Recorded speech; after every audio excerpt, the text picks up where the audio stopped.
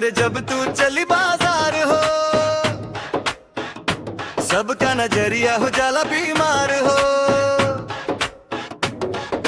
लाल लहंगा में तू कमाल लागे, दिलवा हमार हो गइल बेकाबू आजे।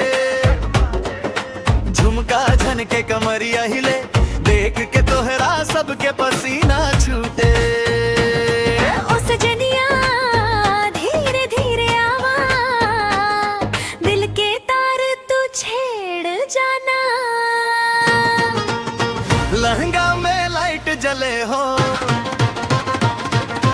रात भर दिलवा मचल चले हो। तू हंसे ते चमके चंदनवा, देख के तोहरा दिल पिघल चले हो। लहंगा में लाइट जले हो,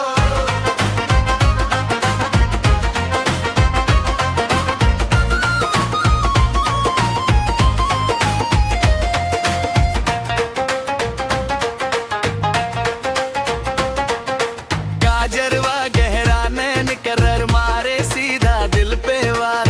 ओढ़नी उड़ेला हवा के संग लगे तू स्वर्ग के अप्सरा यार। तोहरे अदाओं पे नशा चढ़ल बा, अब त जीना मुश्किल बा। लहंगा में लाइट जले हो, रात भर दिलवा मचल चले हो।